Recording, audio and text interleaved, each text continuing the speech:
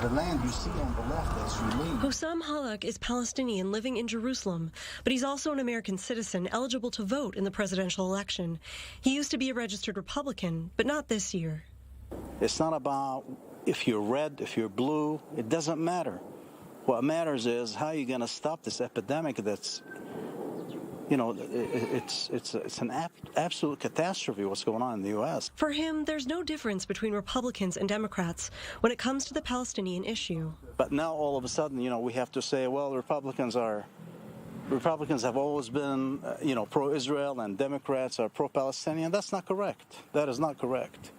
As a country, we have been overall pro-Israel. But there are key differences between the Republican and Democrat platforms on the Israeli-Palestinian conflict. President Trump's actions have spoken louder than promises. He moved the U.S. Embassy from Tel Aviv to Jerusalem, declaring it the eternal capital of the Jewish state. He shuttered the PLO mission in Washington, D.C., and he cut funding to the UN's Organization for Palestinian Refugees, known as UNRWA. Challenger Joe Biden, on the other hand, has said he would restore U.S. aid to the Palestinians if elected, would leave the U.S. Embassy to Israel in Jerusalem, but reopen the U.S. consulate in East Jerusalem for Palestinians, and reopen the PLO mission in Washington. Halak's factory was directly impacted by the Trump administration's cuts to U.S. aid. We have so much invested into it. We can't just walk away from it like we did. And that's exactly what this President administration did. They just walked away. I'm not talking about handouts. I'm talking about making plans, providing work,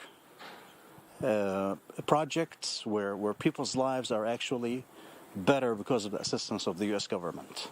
Democrats abroad estimates that there are at least 10,000 Palestinian-Americans across the Palestinian territories. But this number may be higher as Jerusalem residents are afraid their residency status will be revoked if they make their U.S. citizenship public. Keifa Abukdir cast an absentee ballot in Georgia, her last place of residence in the U.S., before moving back to her family's property here in East Jerusalem. She voted for Biden, though doesn't agree with his entire platform.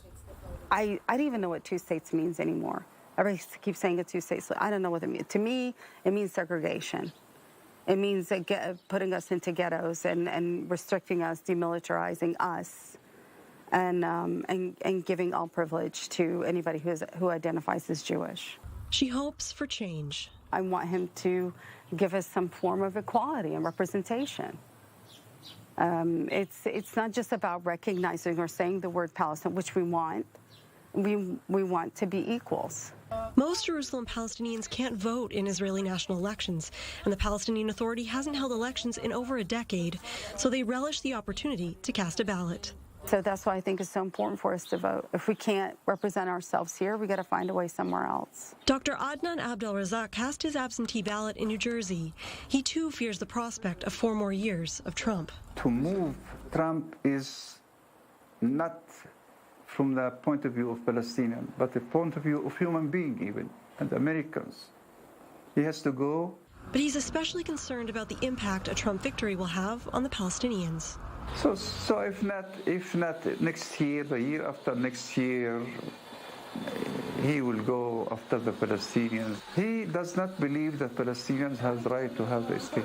When we spoke to Palestinians here on the streets in East Jerusalem, basically they told us that they don't really see a clear difference between these two candidates. They say it's much of the same no matter who gets elected. So to them, either one, it would pretty much be the same for their future.